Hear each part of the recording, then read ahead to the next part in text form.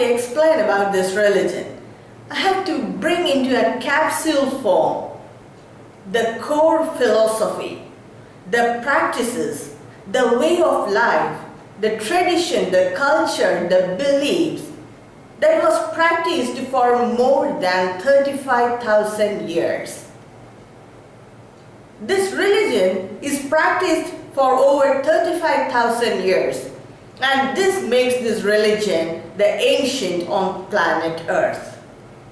What is so famous and what makes Hinduism unique? It is its core, profound philosophy.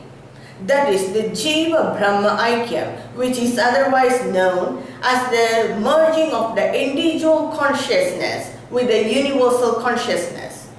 The core philosophy of Hinduism says that the individual consciousness, that is Atma, is not different from the universal consciousness Brahman.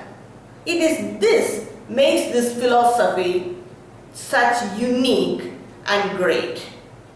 And also it is diverse ways to reach this ultimate goal. If a naive person looks at Hinduism at a glance, then he will be a bit confused, because he will be confused by its tremendous diversity, multiple practices, and different forms and manifestations and different symbols. Hinduism is different for every Hindu. Each one practices Hinduism in their own way, but the core philosophy is the same. Even if you take a family, each member of the family practices Hinduism in their own way, but the core philosophy is same. It is this diverse part makes this religion very tolerant. The philosophy of Hinduism was revealed by the great sages known as rishis. They were highly spiritually evolved souls. The revelation of these great rishis formed the philosophical part of Hinduism. Hinduism is the philosophy, the beliefs, the way of life, the culture followed by the people settled around the banks of river Sindhu, which is now known as Indus River. This river starts from the Himalayas, flows through the top part of India, and now it mostly flows in Pakistan.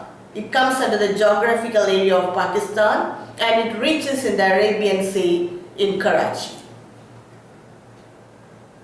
So the people settled around this river, they followed this culture.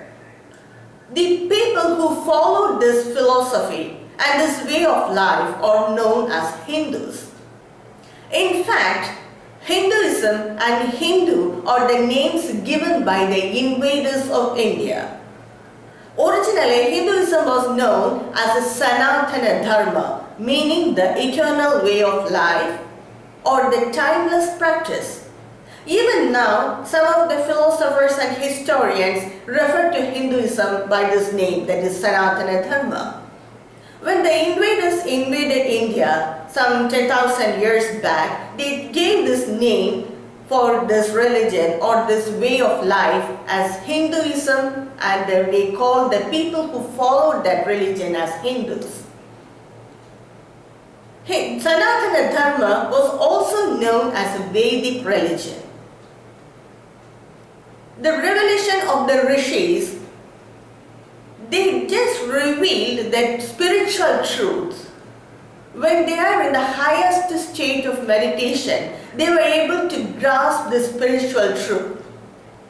And these truths were true for the entire mankind. It is not true for a particular religion or a particular nation or gender. It is for the entire mankind. It is universal truth. Hinduism was in its purest form in Satya Yuga. I just cannot give the exact date like what we see in the history books. But I can say this period as a Satya Yuga. At that time, the austerity, the dharma, cleanliness, clarity determination of the people, control of the senses, self-satisfaction, everything was at its maximum. And people were so pure and extremely intelligent, they were able to realize this truth.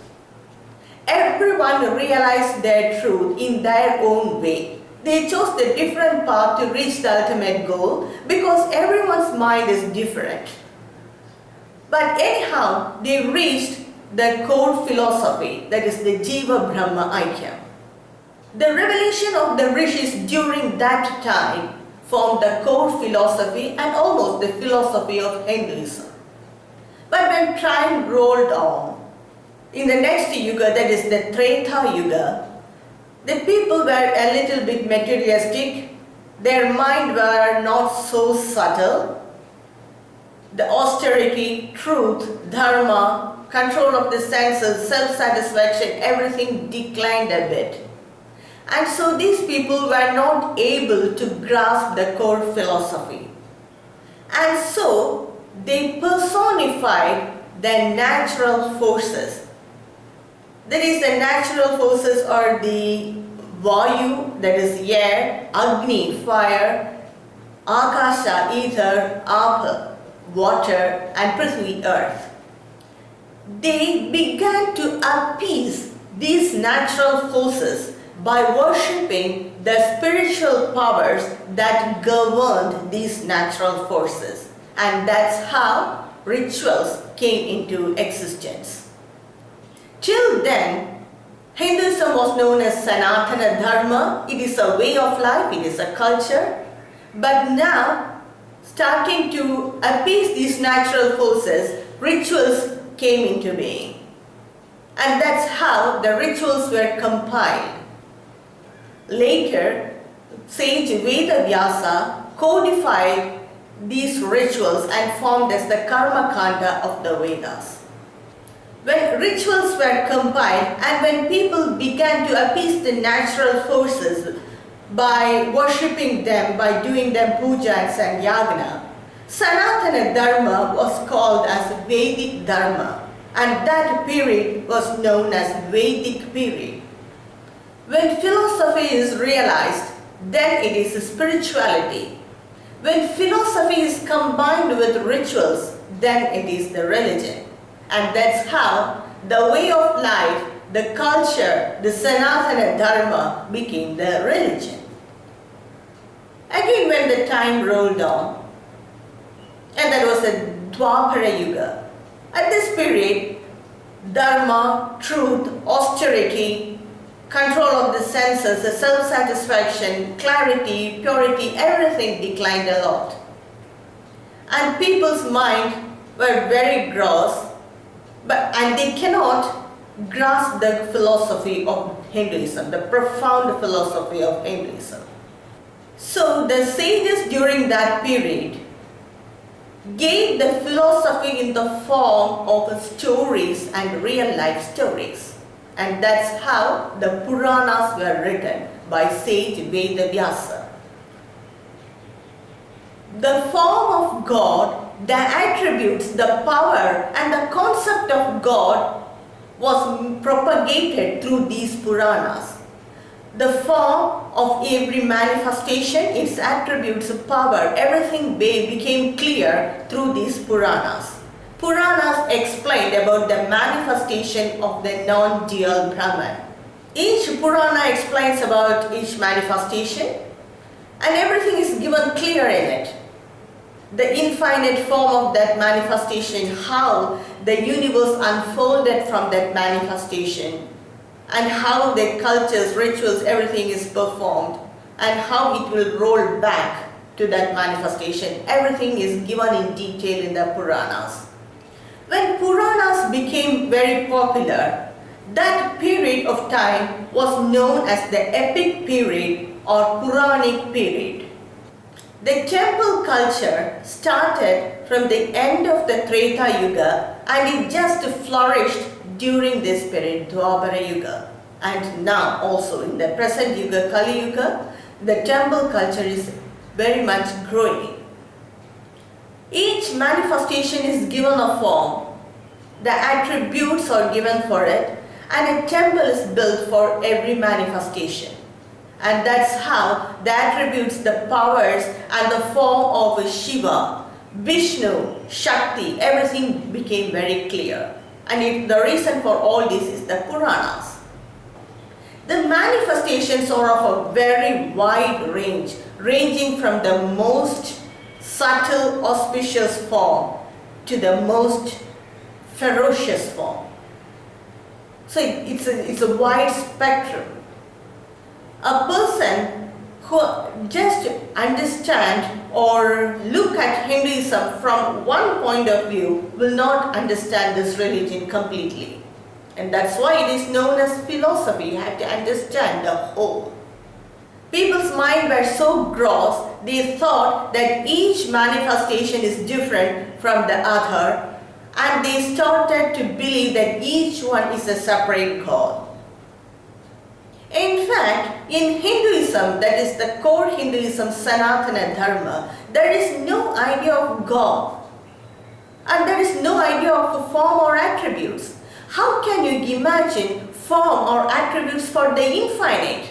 The infinite is not a being. Even in the Upanishads, it is said as that. The gender form is not given for the infinite. Infinite is not a being, it is a state where there is no mind or where there is no revelation. It is an anubhuti experience. Only when we come out of that anubhuti, we will realize that we have gone to a supreme state. And every individual has to realize this. Only then we can own this philosophy. Till then we can know it only theoretically. If you say that infinite is the form, if it is a form of Vishnu, and if you worship that form, then we are separating ourselves from that form. The form and its attributes are just like a mask on the infinite. You can remove that mask and put another mask of Shiva, and you can remove that mask and put a mask of Shakti. This can make your mind concentrate, and it is a path towards the ultimate. This is not the ultimate, but you can reach the ultimate through these manifestations. The Hinduism practiced now is in a bit distorted form from the original Hinduism, which is the core philosophy. Now the manifestations are given more important. That also, the form of the manifestation is given more importance than its attributes or the real philosophy behind it. Hinduism is much more deeper than going to temples, doing pujas, chanting mantras or slogans. The core philosophy of Hinduism is the real Hinduism. All these are the different, definite paths towards the goal. All these are the sadhanas for the sadhya. Many people are ignorant about it, and some people purposefully ignore it. Thank you for watching.